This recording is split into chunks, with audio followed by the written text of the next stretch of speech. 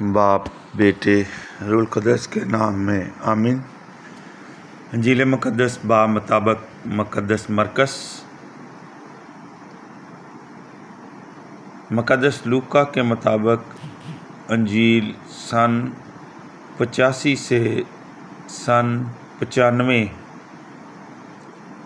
میں لکھی گئی۔ مقدس لوکا غیر یہودی اور پولس رسول کا ساتھی تھا۔ اس نے یہ انجیل غیر یہودیوں کے لیے لکھی تھی۔ انجیل میں ان واقعات پر زور ہے جو غیر قوم، گناہ گار اور رد کیے ہوئے لوگوں کی قبولیت اور نجات سے متعلق ہیں۔ خداوند یسوع مسیح تمام انسانوں اور قوموں کا نجات دہندہ ہے۔ اس انجیل میں ان واقعات کا ذکر ملتا ہے جن میں غیر قوم افراد نمایاں ہیں۔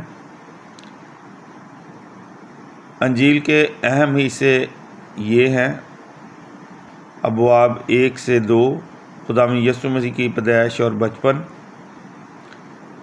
ابواب 3 سے اس کی پہلی آیت سے نامے باب کی 50 آیت، صبح جلیل میں منادی اور معجزے، ابواب 9 اس کی 51 آیت سے 19 باب کی 27 آیت تک یروشلم کی جانب سفر، اور ابواب 19 28 آیت سے 24 باب کی 53 آیت تک دکھ، موت اور قیامت۔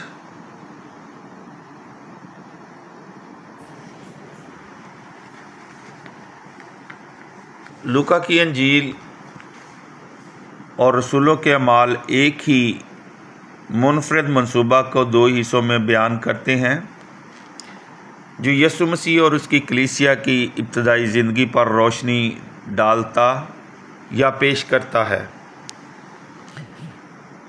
مصنف اور ماحول کو دیکھتے ہیں۔ انجیل مقدس کے مصنف ایک غیر یہودی بنام لوکا، انطاکیہ کا رہائشی، ایک ڈاکٹر جس نے مسیحیت کو قبول کیا اور پولس کے وفادار مددگار ساتھیوں میں سے ایک تھا۔ یہ انجیل لکھنے کے لیے لوکا، جو کہ پہلے سے ہی مقدس مرکز کی انجیل اور پولس کی تعلیم سے واقف تھا، اس نے بڑی ہوشیاری، سنجیدگی اور احتیاط سے مختلف مسیحی کلیسیاؤں کی روایات کے بارے معلومات دریافت کی۔ ایک اصول کے تحت خیال کیا جاتا ہے کہ اس نے اپنی انجیل کا خاکہ سن 70 میم اور سن 80 میم کے درمیان تیار کیا ہوگا۔ غیر یہودیوں کے لیے لکھتے ہوئے جو یہودی مذہب کے بارے میں کچھ بھی نہیں جانتے، لوکا اسے بنی اسرائیل کی تاریخ کی تکمیل اور تسلسل کے طور پر پیش کرتا ہے۔ انجیل مقدس کے عقائدی مواد کو دیکھتے ہیں۔ لوکا کے مطابق انجیل کا خاکہ مرکز اور متی کے مطابق انجیل جیسا ہی ہے، تاہم کہیں کہیں اس نے اپنی طرف سے اضافہ کیا ہے۔ ابتدائی ابواب یسوع کی پیدائش کی خوشخبری سے یوحنا اصطباغی پرانے عہد نامہ کے نبیوں میں سے سب سے آخری نبی تک ایسا حصہ ہے جو یسوع کے ساتھ مساوی حالات میں ہے۔ یسوع کی پیدائش اور بچپن کو بائبل مقدس کے مناظر اور تشبیہات کے توسط سے پیش کیا گیا ہے، اور صحائف انبیاء سے بے شمار حوالہ جات استعمال کیے ہیں جو ہمیں یسوع کے بھید کے بارے میں بتاتے ہیں۔ یہ یسوع جو مریم کماری سے پیدا ہوا ایک مقدس ہستی ہے، خدا کا بیٹا، داؤد بادشاہ کا موعودہ وارث، خداوند اور نجات دہندہ اور مسح کیا ہوا ہے۔ وہ اسرائیل کی سرحدوں سے بڑھ کر تمام قوموں کے لیے چمکتی ہوئی روشنی یعنی نور ہے۔ اس کے ساتھ آپ حوالہ بھی اسٹڈی کر سکتے ہیں۔ اشعیاء 2 باب اس کی پہلی آیت سے 10ویں باب کی 7ویں آیت اور پھر 14 باب کی 9ویں آیت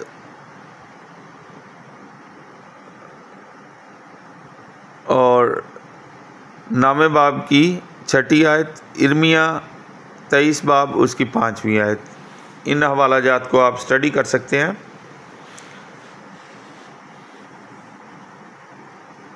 مقصہ مریم کو بشارت کی کہانیوں میں پاک نوشتوں کو متحرک اور محو عمل دیکھا گیا ہے۔ الاثبات کے ساتھ اس کی ملاقات اور خدا یسوع مسیح کا بپتسمہ، جبکہ اس کی پیدائش کا بیان ہمیں بتاتا ہے کہ خدا یسوع مسیح کون ہے اور اس کا نسب و لعن کیا ہے۔ موسوی شریعت کی وفاداری سے پیروی کرنے اور انہیں نجات دہندہ کے لمبے انتظار سے پر امید توقعات کے ساتھ، جو کہ پوری ہونے کو ہیں، کہ نجات دہندہ آنے والا ہے، ان سارے بیانات کی ہوشیاری کے ساتھ تصدیق کی گئی ہے۔ مقصہ مریم نے ان سب باتوں اور واقعات کو اپنے دل میں رکھا اور خاموشی میں ان پر غور کرتی رہی۔ آپ حوالہ سٹڈی کر سکتے ہیں، لوکا 2 باب 51 آیت۔ دریائے اردن میں اپنے بپتسمہ کے بعد خدا یسوع مسیح نے اپنی اعلانیہ زندگی کا آغاز کیا۔ اس نے اپنے گاؤں ناصرت میں، جہاں اس نے پرورش پائی تھی، پہلی دفعہ منادی کی کہ جو پیشن گوئیاں نبیوں نے کی تھیں اس میں پورا ہوا ہے، لیکن گاؤں کے لوگوں نے اسے قبول نہ کیا۔ اس کے اپنے لوگوں کی طرف سے رد کیا جانا یروشلم میں اس کے دکھوں اور رد کیے جانے کی پیش گوئی ہے۔ آپ حوالہ سٹڈی کر سکتے ہیں، اشعیاء نبی کا صحیفہ 52 باب اس کی 10 آیت اور 61 باب اس کی 1 سے 2 آیت۔ یسوع نے 12 شاگرد چنے جنہیں اس نے رسولوں کا لقب دیا تاکہ ہر وقت اس کے ساتھ رہیں۔ عام طور پر اس دور کے وعظ اور واقعات ویسے ہی ہیں جیسا کہ مرکز اور متی کے ہیں، لیکن ان کے پیش کرنے اور بیان کرنے کی ترتیب مختلف ہے۔ اس بات پر دھیان دینا اہم ہے کہ پہلا معجزہ شیطان سے آمنا سامنا ہے، جو کہ بدی اور برائی کی علامت ہے۔ اس کے علاوہ دیگر تمام معجزات قیامت المسیح اور آزادی کے نشانات ہیں۔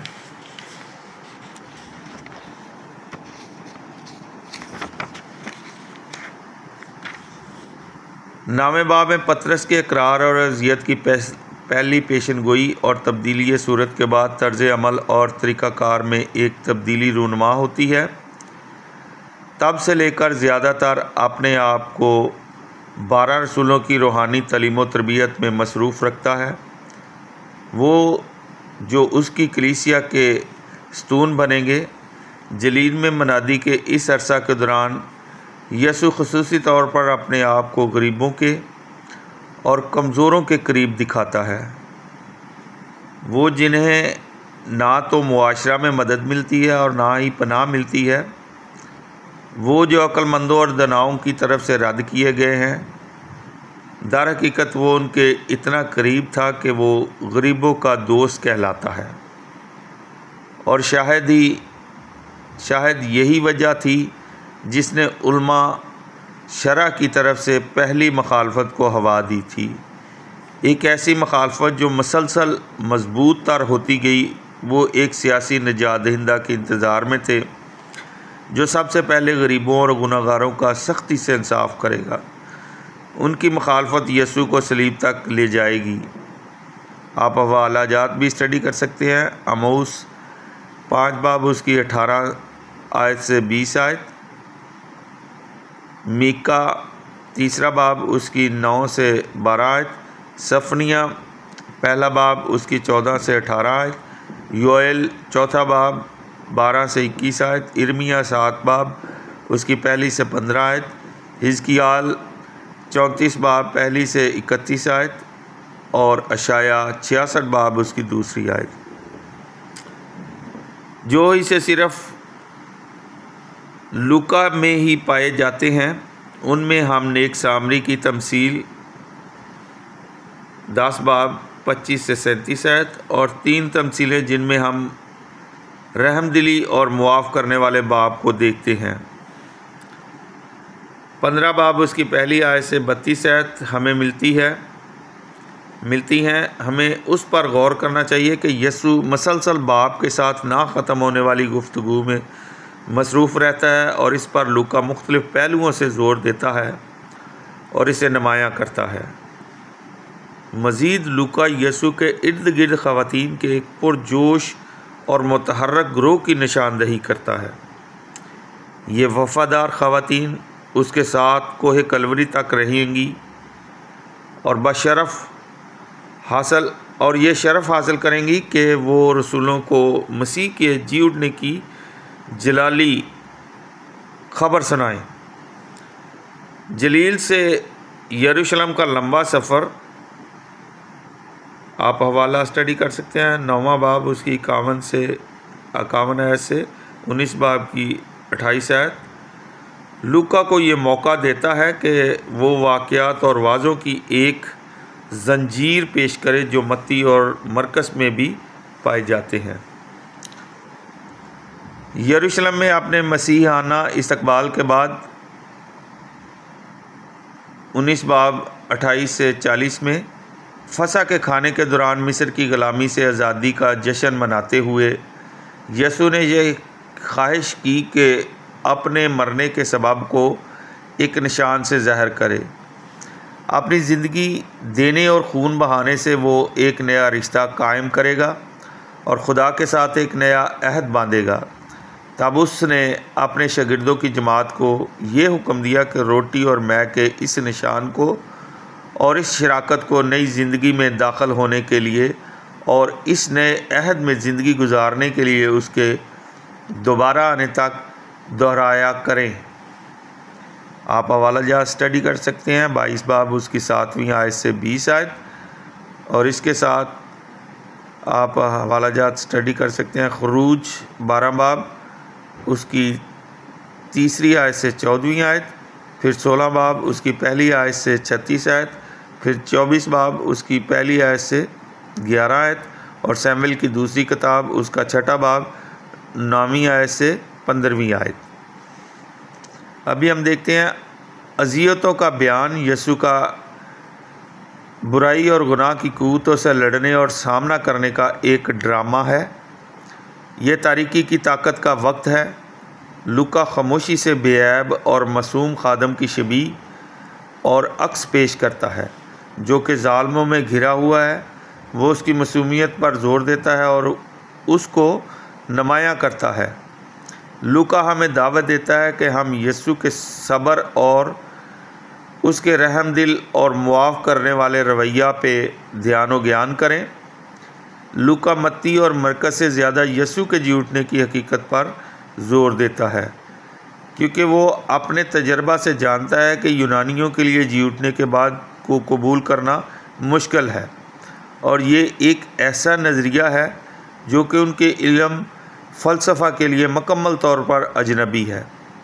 آپ حوالہ اسٹڈی کر سکتے ہیں، حزقیال 37 باب اس کی 1 آیت سے 26 آیت اور 43 باب اس کی 7ویں آیت تک۔ محسوس ہوتا ہے کہ انجیل بامطابق لوکا مکمل طور پر شادمانی اور روشنی سے ملبس ہے۔ ہمیں اکثر ہجوم کی طرف سے شادمانی اور پرجوش رد عمل کے بارے بتایا گیا ہے،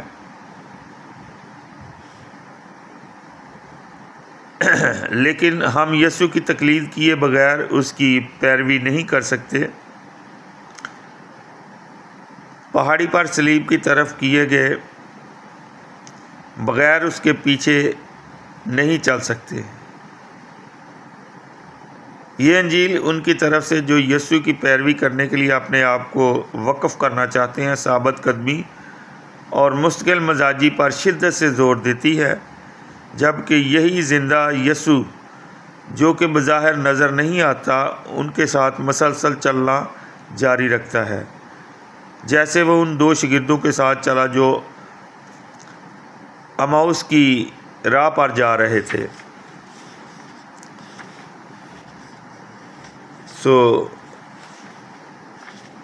آج ہم نے لوکا کی انجیل کا تعارف اسٹڈی کیا ہے۔ نیکسٹ بائبل سیشن میں ہم لوکا کی انجیل کی ترتیب کو دیکھیں گے۔ لوکا کی انجیل جو ہے اس کو 7 حصوں میں تقسیم کیا گیا ہے۔ ان 7 حصوں کی ترتیب کو نیکسٹ اسٹڈی میں ہم دیکھیں گے، کیونکہ اگر میں مزید اس کو اسٹڈی کروں تو کافی لینتھی ہو جائے گا۔ مسیح خداوند ہم سب کو اپنا کلام پڑھنے، سننے اور اس پر عمل کرنے کی توفیق عطا فرمائے۔ خدا باپ، بیٹے، روح القدس کے نام میں آمین۔